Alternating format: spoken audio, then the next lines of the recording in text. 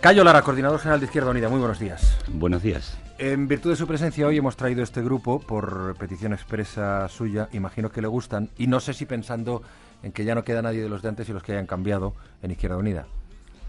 Bueno, como quedan muchos de los de antes. Yo creo que quedan muchos que no han cambiado y otros que tienen que seguir manteniendo lo que son los viejos y nuevos valores de la izquierda que defendíamos y empezábamos a defender, por lo menos mi generación, cuando escuchábamos estas canciones de Celtas Cortos del 20 de abril y otras ligadas a todos los cantautores, protesta de nuestro país, que se han hecho letras muy ricas y se ha aportado muchísimo a la cultura de nuestro país. Por tanto, yo me encuentro entre los que no he cambiado. Por lo menos cada mañana me levanto al espejo, intento reconocerme y he cambiado en los años, eso es inevitable, pero en los valores y principios que aprendí de la izquierda espero no haber cambiado y espero no cambiar hasta el final de los días. Uno entiende, señor Lara, que uno de los principales valores en los que la izquierda tiene que pelear necesariamente es el conservacionismo, es el ecologismo. Pero tal y como están las cosas ahora, y además ayer se volvió a ver, me parece que la izquierda sigue teniendo un compromiso importantísimo con los derechos humanos y con levantar la voz, alzar la voz para evitar que sucedan cosas como las que está sucediendo en Gaza. Ayer yo me acordé del no a la guerra con la manifestación de Madrid, señor Lara, en la que estaba usted. Sí, porque la Declaración Universal de Derechos Humanos se sigue pisoteando cada día y lo que es más grave, probablemente tan grave, es que hay una parte importante de la humanidad que está mirando para otro lado ante estas cuestiones, ¿no? Y no vale mirar para otro lado porque al final los derechos humanos son los derechos elementales y fundamentales de los ciudadanos y ciudadanas y hay que defenderlos. Sí, la guerra de Irak nosotros estuvimos moviendo, haciendo muchas manifestaciones, estábamos primero poquita gente contra aquella barbarie, aquella invasión por los intereses de los Estados Unidos y finalmente se ha reproducido un poco, en el tiempo se ha reproducido la situación. Ayer la manifestación que hicimos contra la invasión del gobierno de Israel en la franja de Gaza contra el pueblo palestino fue un clamor popular importante en Madrid. Yo creo que hay que seguir sumando adhesiones a esta protesta masiva que se está haciendo y conseguir el objetivo fundamental, que es que las tropas se retiren de manera inmediata. Ya se tenían que haber retirado, no tenían que haber entrado en Gaza y no se hubiera producido esta masacre de casi 1000 personas que en este momento, y una parte importante de niños, se ha producido en esta situación. Y todo, en el fondo, si lo miramos, detrás están los intereses estratégicos y especialmente los intereses económicos del lobby judío y de los intereses de un pueblo, de un gobierno que ha ocupado un territorio que no le corresponde y que no está de acuerdo con lo tratado. Señor Lara, dice la Embajada de Israel en España que ustedes olvidan la otra parte, que durante 8 años han estado recibiendo los cohetes de Hamás en el sur de Israel. No es verdad. No soy. Vamos a ver, Hamás ganó las elecciones además con presencia de personas de otros países, es decir, un proceso democrático, ganó con un 65%, por tanto, si tiene un respaldo un 65% de ese 1,5 millones de habitantes que están en la Franja de Gaza, no es un grupo minoritario, y aunque no hayamos compartido determinadas acciones, pero lo que está ocurriendo ahí es que hay un efecto de reacción ante lo que es una opresión permanente y sistemática que se está haciendo del gobierno de Israel, ¿no?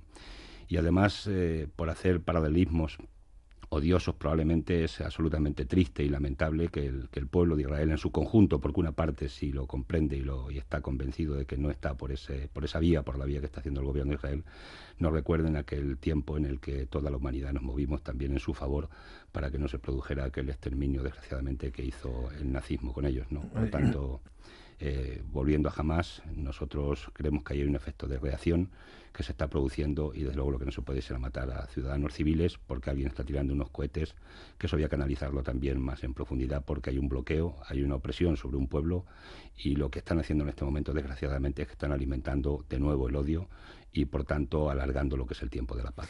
Yo me comentaba esta mañana, estoy absolutamente convencido, por eso entre otras cosas lo he dicho, lo que está haciendo Israel ahora mismo en Gaza es una auténtica campaña de antisemitismo internacional que para sí hubiera querido más de algún grupo neonazi. Pero en fin, por no extendernos mucho más en esta cuestión, solo una cosa. Hace poco usted remitió una carta al presidente del gobierno, José Luis Rodríguez Zapatero, en la que decía que no puede haber amistad, se refería a Israel, con un gobierno que practica tan alto nivel de tiranía. En consecuencia, usted ha pedido, creo que lo hizo ayer de nuevo, que se expulse al embajador israelí en Madrid. en España. Sí, parece razonable. Nunca hablamos del pueblo israelí. La amistad con el pueblo israelí se tiene que mantener, y especialmente con la gente que está en contra de este genocidio, ¿no? Pero desde luego con un gobierno que está asesinando a niños, a mujeres, a civiles de manera indiscriminada, desde luego no se puede mantener esa relación de amistad. Le pedimos y reiteramos, y reitero hoy aquí, que el gobierno de Rodríguez Zapatero debería haber llamado al embajador y haberle pedido que abandonara, en tanto en cuanto se mantenga esta situación, abandonara nuestro país. Y además también le hemos pedido que lidere una posición en la Unión Europea para que se suspenda lo que es el acuerdo de asociación que se tiene de la Unión Europea con Israel, que es un acuerdo favorable a sus intereses económicos. ¿Cuál es la posición de Izquierda Unida con respecto al caos en Barajas? Bueno, no hemos fijado posición colectiva. Puedo tener la opinión personal que me ha merecido este tema. Yo me iba a Berlín y en Ocaña me quedé con el coche pillado en la ratonera, que no solo en la M40, sino en Madrid llegaba por la A4, llegaba hasta Ocaña, me el tuve viernes, que volver. ¿no? Los vuelos se suspendieron, los vuelos que había durante 5 horas, por tanto ya no pudimos ir al viaje. Y bueno, la opinión que tenemos, pues de las informaciones que van apareciendo, por ejemplo, una que me ha sorprendido muchísimo es que solo hubiera una máquina en activo quitanieves en lo que es el aeropuerto. Eso sí es una imprevisión absoluta, y más teniendo en cuenta que, a pesar de las discusiones que en este momento se tiran la pelota de una parte a la otra, eso no es admisible en un aeropuerto que está pues con ese número de vuelos diarios, y teniendo en cuenta que estábamos en un temporal que nos venía de nieve y que todo el mundo conocía. Eso es inadmisible, lo que se ha producido en ese sentido. Y luego ya en cuanto a las responsabilidades de las empresas privadas, pues al final ahí se organiza un poco caos, en el sentido del aeropuerto público, las empresas privadas que tienen sus intereses comerciales en ese sentido, lo de por medio esa huelga o no de celo del SEPLA y de los pilotos. En fin, han confluido una serie de cosas, pero lo cierto es que se ha hecho una mala, no solamente imagen, sino el daño que se ha hecho a los usuarios, de la gente que quería ir.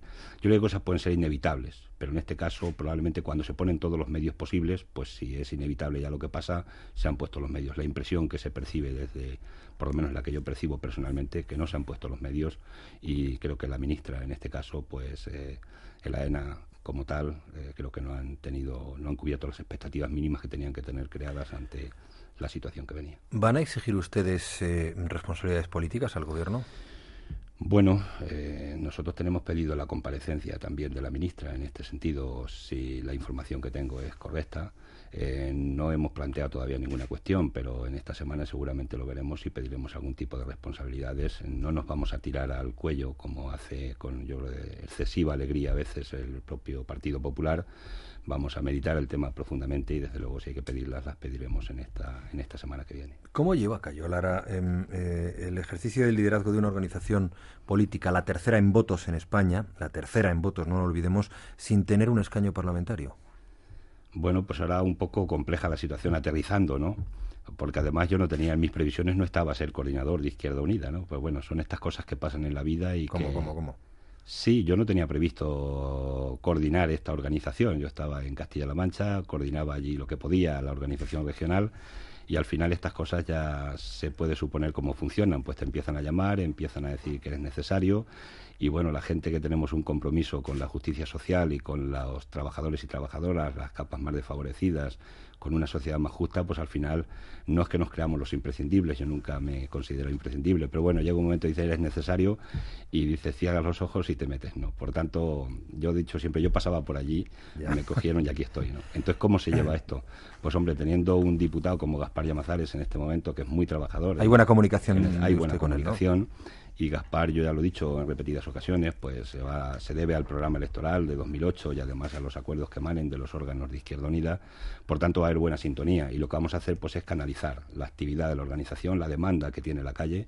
Vamos a canalizarla en la medida de lo posible a través del Parlamento, a través de nuestro parlamentario, y por tanto pues intentaremos estar situados, trasladar la calle al Parlamento, a pesar de que tenemos un solo diputado, y que, como bien conoce ya la gente, si hubiera una ley electoral justa en este país, deberíamos tener 14 escaños en las Cortes.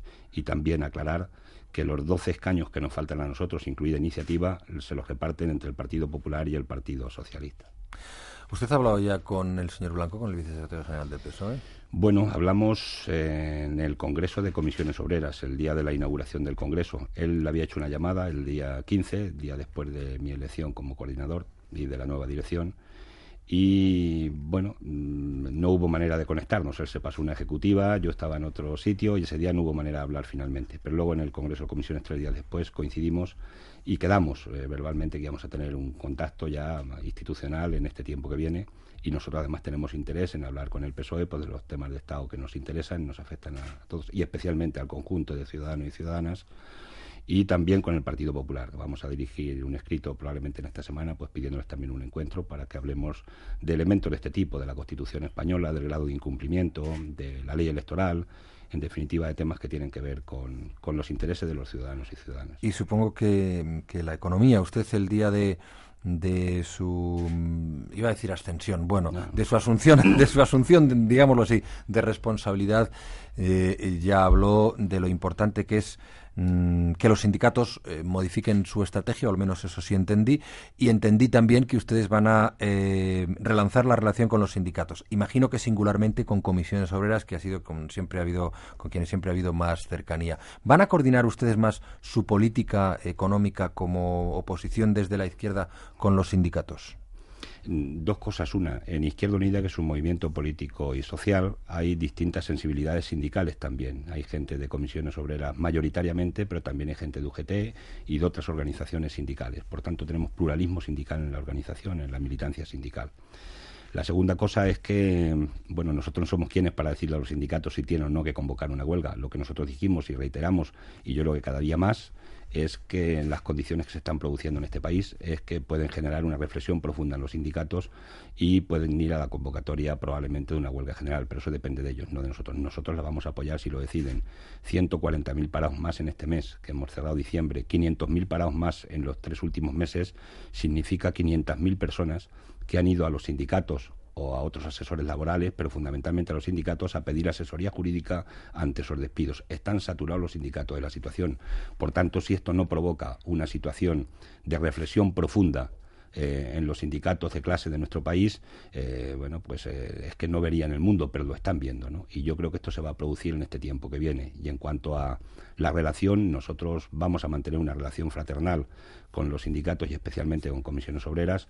Vamos a intentar entendernos, como así ha sido siempre, dentro de ese respeto, en lo concreto, en aquello que interese a los trabajadores y trabajadoras, en lo que puedan coincidir nuestras propuestas programáticas con las suyas, y a partir de ahí pues vamos a intentar tener el máximo acercamiento posible y colaborar, insisto, desde el punto de vista de la fraternidad con un sindicato representativo de los intereses de una parte muy importante de los trabajadores del país. Entiendo que usted me está diciendo que no descarta como organización la posibilidad de que las organizaciones sindicales convoquen una huelga general que ustedes apoyarían. Es que nosotros lo tenemos claro. La huelga general, entendido en el término de huelga general, aunque alguna encuesta que ha aparecido por ahí hablaba de que un 46% de la población española estaría por una huelga general en este momento. Por tanto, esto no es Izquierda Unida, esto no es ni siquiera la base del Partido Socialista, una parte de la base, incluso hay base del Partido Popular en esta opinión, es decir, hay trabajadores y trabajadoras en general. Es un porcentaje muy alto. Nosotros lo que hemos dicho es que no era un fin en sí mismo, y lo reitero hoy, ¿no?, sino que la huelga general es un acto de protesta ante el drama que está sufriendo miles de familias, centenares de miles de familias en nuestro país. Ya estamos en 3.128.000 parados aproximadamente en este mes que hemos cerrado, y por tanto era un acto de protesta también ante las medidas o no medidas, desde nuestro punto de vista, que el gobierno de Rodríguez Zapatero no ha abordado o está abordando equivocadamente para resolver el problema y el drama humano que tienen los trabajadores y trabajadoras especialmente, y muchas familias con hipotecas. 100.000 expedientes de desahucio hay en este momento. Yo conozco a gente con expedientes de desahucio en mi calle, en mi barrio, con nombres y apellidos, que sé cómo se llaman, cómo viven, qué salario tienen, y esta semana pues han tenido que dejar una casa que tenían hipotecada y se han ido a una casa de alquiler. Han tenido suerte en encontrarla porque no podían pagar sencillamente la letra ante el paro del marido, por ejemplo, pues que es un trabajador de la construcción. Pero estos son 100.000 casos en España, y esto es lo que tiene que abordar el gobierno. Como no lo está haciendo, yo entiendo que la huelga general, si los sindicatos decidieran que había condiciones para hacerla, era un acto de protesta concreto, insisto, que no es ningún drama para ningún país, es un acto de protesta seria para que haya un giro en la política económica del gobierno, que ponga los ojos en los más débiles y en la gente que está sufriendo de verdad la crisis. Otros no están sufriendo tanto la crisis, pero a los que sí la sufren hay que poner el acento, y el gobierno debe estar para eso. ¿Qué es lo que tiene que hacer que no ha hecho el gobierno? Bueno, en primer lugar, lo que creemos que no ha hecho como primeros deberes, hombre, tiene mucho calado, tiene mucho fondo, ¿no? Hay unas políticas no solamente de este gobierno, sino de gobiernos anteriores. Se han hecho reformas fiscales regresivas por el Partido Popular. 7.800 millones de euros se dejan de ingresar cada año en las arcas del Estado con motivo de las dos reformas fiscales regresivas que hicieron los gobiernos del Partido Popular. El gobierno del Partido Socialista también ha hecho otra, que ha dejado de ingresar en las arcas del Estado 4.000 millones de euros. Le ha regalado a los mayores, a los más ricos de nuestro país, 1.800 millones de euros del impuesto de patrimonio que ha suprimido. Me imagino que la duquesa de Alba será feliz con estas decisiones del gobierno.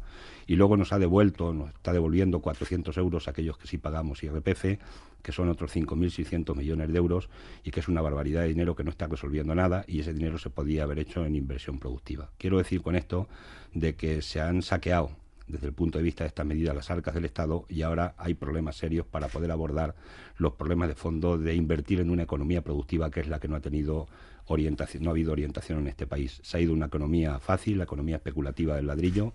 No se ha orientado una política industrial, un I+D en profundidad, no se ha hecho inversión en este sentido, y por tanto lo que nos está pasando, y con un modelo además de salarios bajos, que es donde se ha dotado nuestro nivel, 11 millones de personas tienen un salario de 1.000 euros en nuestro país, da un perfil de lo que hay, y por tanto se ha hecho una política equivocada, y esto no se resuelve con 3 medidas en un momento determinado. Ahora bien, hablando de medidas, pues por ejemplo no estamos de acuerdo y queremos, porque es una medida estrella, los 50.000 millones de euros que el gobierno ha destinado para que la banca tape sus pufos, sus agujeros negros que ha hecho en este periodo. Nosotros entendemos que tenía que haberlo dedicado directamente a la pequeña y mediana empresa a través de una banca pública. El ICO podía empezar a entrar en ese sentido, de tal forma que lo que dotemos sea de liquidez a las empresas que están teniendo un problema muy serio de liquidez, las pequeñas y medianas empresas, que son el 90% de la economía de nuestro país, y también a los autónomos. 75.000 han desaparecido ya en este periodo de tiempo corto que llevamos de crisis, y también pues para los trabajadores en desempleo que se están quedando, pero para darle cobertura. Hay 1 millón de trabajadores que no tienen cobertura ninguna de desempleo, y eso hay que pensar que si nos pasa en nuestra casa, ¿qué está ocurriendo en la unidad familiar, ¿no? Hay que pensarlo, digo, todos, desde el punto de vista de quien lo tiene y especialmente de quien no lo tenemos también. Y por tanto, medidas en esas direcciones en las que entendemos que tenía que haber adoptado el gobierno de Rodríguez Zapatero, y no las ha hecho en esa dirección. Ha hecho medidas como la de los 8.000 millones para los ayuntamientos, que son insuficientes. Nosotros estamos planteando 20.000 en este sentido, para que se genere un empleo, en principio empleo temporal, coyuntural, pero el fondo del problema es que hay que invertir en la economía productiva, y eso es una política de calado, y lo primero que necesitamos son recursos en la hacienda pública, y esos recursos tienen que venir por una reforma fiscal progresiva que devuelva las cosas a como estaban antes de las reformas fiscales del Partido Popular, que tengamos recursos en el Estado para que podamos ir de alguna manera a cumplir la función del Estado, y es a redistribuir la riqueza, como dice el artículo 128 de la Constitución española, entre el conjunto de ciudadanos y ciudadanas del territorio, y no que una parte importante de esa riqueza se esté marchando a los paraísos fiscales con el mirar para otro lado del gobierno de España y de los gobiernos europeos. Es decir, medidas hay muchas. 1.000 euros de salario mínimo interprofesional, no autorizar ningún ERE a empresas que hayan tenido beneficios en 2007 y 2008 como principio fundamental de acción de gobierno, ir a una banca pública, ir a una nacionalización paulatina y progresiva de empresas del sector estratégico. Caso de Repsol, pues tenemos clarísimo que el Estado tenía que entrar ahí en lugar de Lukoil, una empresa rusa, y no porque sea rusa, sino simplemente es una oportunidad para que el Estado entrara y pusiera esos 5.000 y pico millones de euros para entrar en Repsol con un capital del Estado. En definitiva, son muchas medidas de defensa de lo público. Tenemos un bloque importante de medidas que vamos a estar explicando en estos 1.000 actos que estamos empezando ya a hacer por todo el Estado español, para dar nuestra visión ante la crisis que hemos denominado como crisis del sistema capitalista de producción.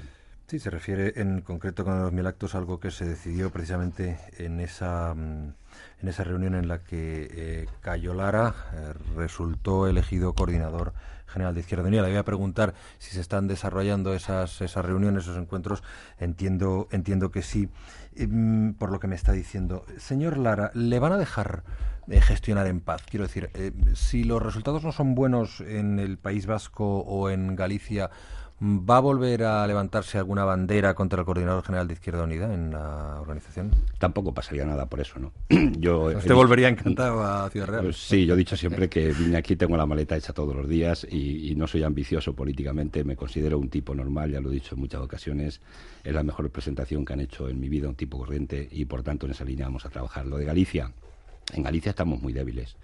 pero vamos a intentar. Yo creo que hay un clima importante en la organización. De una organización donde teníamos un gobierno y una oposición, hemos pasado a una organización donde todo el mundo es gobierno. Es decir, tenemos 23 secretarías y coordinaciones donde está representado proporcionalmente al voto que hubo en la Asamblea toda la afiliación de Izquierda Unida. Yo creo que ese es el primer paso importante que hemos dado. Aprobar unos documentos de manera muy amplia, masiva en la Asamblea, la política en definitiva. Ese es el segundo paso también importante que hemos dado y por tanto hemos creado las condiciones para que empiece a haber un clima de confianza en la organización. Vamos a acabar con las, yo llamo cuitas internas, las riñas internas en la organización. Vamos a defender lógicamente el pluralismo y que cada uno defienda sus ideas y las pueda expresar y manifestar de manera normalizada, que las minorías tengan pleno respeto por parte de las mayorías y con ese clima yo creo que podemos dar un paso, yo no voy a decir que importante, pero un paso, si queréis, modesto, tanto en las elecciones gallegas, a pesar de la dificultad que tenemos en Galicia, como en las elecciones en Euskadi, también como en las elecciones europeas. Pero eso depende de los ciudadanos y de que seamos capaces de situarnos en el problema que tiene la sociedad española y especialmente la gente que tiene los ojos puestos en una izquierda que están demandando, que están necesitando y que en este momento no representa el Partido Socialista Obrero Español. Por tanto, si lo hacemos bien y trabajamos en la línea de lo que estamos haciendo, yo creo que vamos a tener la confianza de una parte del electorado que la pudo perder en un momento determinado en nuestra organización. Y ese es el trabajo que vamos a hacer. Si no lo conseguimos y dicen que este coordinador no tiene que estar, no pasa absolutamente nada. Con mucha normalidad, pues decidirá la organización quién tiene que coordinar la organización. ¿Sigue siendo usted comunista? Sí, yo a veces he dicho que hasta por un sentimiento cristiano, pero no lo voy a decir o no lo voy a reiterar. Yo me hice comunista por un sentimiento de justicia social, ¿no? Entendía que la injusticia que veía a mi alrededor pues me motivaba, creo que como motiva a mucha gente que no es comunista en nuestro país, pero que nos motiva, nos hace, hay veces que te cabrea una situación de injusticia, que te subleva, que te revela. Yo creo que eso pasa en la conciencia y especialmente en la gente joven. A mí me sigue pasando, yo lo sigo teniendo. Yo hoy me siento palestino, lo dije ayer y lo decimos, porque sufro, y no es demagogia, viendo sufrir al pueblo palestino, y por tanto ese mismo sentimiento que me llevó a la política es el que sigo manteniendo. Por tanto, sí soy comunista, entendido como que considero que tenemos que tener una sociedad más justa, donde la riqueza se reparte y se distribuye en función de quienes la generan y que además se haga siempre con criterios y principios de solidaridad y fraternidad humana. Yo creo que no es complicado esto, yo sé que es muy complicado desarrollarlo, pero no es tan difícil si trabajamos en una sociedad de valores, que el valor fundamental sea el ser y no el valor del tener. Yo, ojalá ese sentimiento del que usted habla, llamémosle como lo llamemos, ese pálpito en el corazón que uno le lleva a ser solidario, se extendiera más ciertamente, no solo entre la clase política, sino más aún entre la sociedad en general. Me parece enormemente positivo. Estamos hablando con Cayo Lara, coordinador general de Izquierda Unida, en el primer encuentro en directo, en la primera visita que nos hace a este estudio de Radio Nacional de España en días como hoy, que espero que no sea la última. El perfil de nuestro invitado, Carlos Santós. Hola, buenos días. Nuestro invitado tiene 56 años y el pelo blanco, eso sí, de corte moderno, mira de frente y sonríe cuando habla. Lola Galán lo decía de él hace unos días por escrito que es, cito textualmente, un hombre de estatura media, buena planta, pese al prominente abdomen que la chaqueta no logra camuflar, la chaqueta de pana.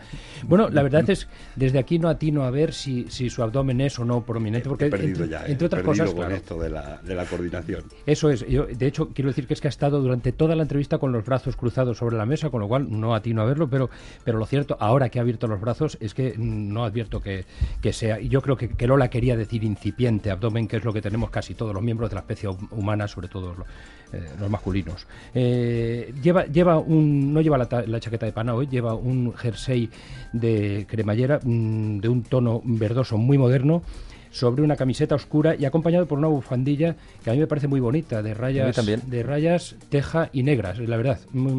Enhorabuena, me tiene usted que decir de dónde la ha sacado porque... Te la regalo, te la quedas ya. Podemos hacer un intercambio al salir, muchas gracias. Cuando lo eligieron coordinador de Izquierda Unida el 14 de diciembre, un colega escribió que tenía perfil bajo y él dijo que no le importaba, quizá porque sabe que lo que importa no es el perfil suyo, sino el de Izquierda Unida, la tercera fuerza más votada de España, pese a su escasa representación parlamentaria. De hecho, su perfil personal personal va subiendo. Si usted pica hoy mismo su nombre en la búsqueda avanzada de Google, le aparecerán 220.000 entradas, que no son pocas. Otro colega recibió su nombramiento con este titular: un campesino de La Mancha al frente de Izquierda Unida. No era una ocurrencia del periodista, es que es la propia tarjeta de visita que utiliza Cayo Lara. Soy un campesino, dice, mi profesión es agricultor. Nació en un lugar de La Mancha, Argamasilla de Alba, estudió 4 años del bachillerato antiguo antes de ponerse a ayudar a su padre en el transporte de productos agrícolas y mucho antes de dedicarse él mismo a la agricultura en una finca arrendada. Tiene carné del Partido Comunista desde 1979, pero ya antes se hizo notar como activo defensor de los derechos de ese sector en las huelgas de 1976 y 1978. En 1984 fue elegido secretario general de la COAG, que es una eficaz organización de derechos de los agricultores, y en 1987 ganó por mayoría absoluta la alcaldía de Argamasilla de Alba, donde se mantuvo como alcalde durante 12 años. Desde el principio de siglos es coordinador general de Izquierda Unida en Castilla-La Mancha, donde Izquierda Unida no tiene hoy fuerza, es una fuerza extraparlamentaria.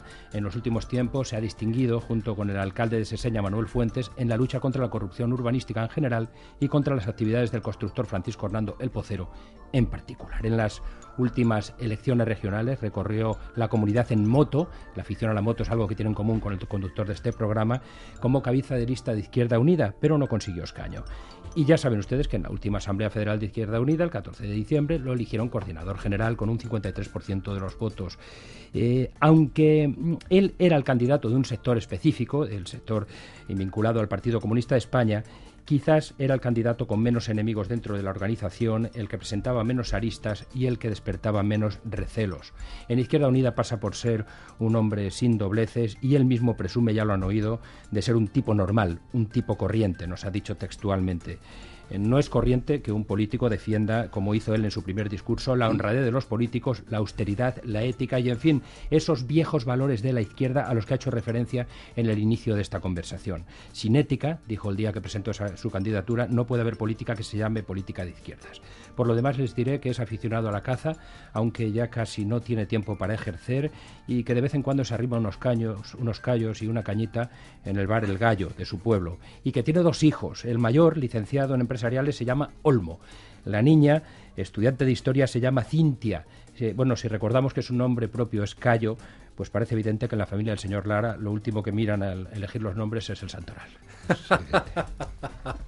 Gracias, Carlos Santos. No sé si señor Lara quiere matizar alguna cosa. No, nada, alguna consideración al margen. Yo creo que hay un perfil, a una parte novelesca en la exageración de la moto. A lo mejor no fue por toda la región, fue únicamente en Albacete, con un compañero que además tiene, bueno, pues una pierna ortopédica, y la verdad es que era un panorama, porque él me decía siempre, lo cuento como anécdota muy interesante y a él le va a encantar. Es un cristiano, además, un hombre de las comunidades de base católicas, cristianas, y él me decía, acuérdate siempre que tienes que bajar cuando paremos en un semáforo con la pierna derecha, pues si te bajas con la izquierda se descompensa, pues yo solo puedo poner una, y total, yo tenía que ir permanentemente pensando qué pierna tengo que bajar, que no me equivoque, ¿no? Para que no nos peguemos el tortazo con la Vespa. Esa fue la campaña en moto. Señor Lara, muchísimas gracias por el perfil, ha sido muy generoso. Y fíjense ustedes si es generoso que le regala su bufanda a Carlos Santos, gesto que no vamos a permitir, a no ser que haya algún acuerdo de intercambio, alguna cosa así. No le comprometas, Carlos. No, yo estoy dispuesto a aceptar el regalo. Le he ofrecido un intercambio, pero es que la que traigo yo hoy es regalada también, entonces no se puede cambiar así como así. ¿O no? Lo dejamos para otro día. Cayo Laras, coordinador general de Izquierda Unida, muchísimas gracias, que tenga buena jornada y esperamos verle por aquí en muchas más ocasiones. Gracias. Buen día.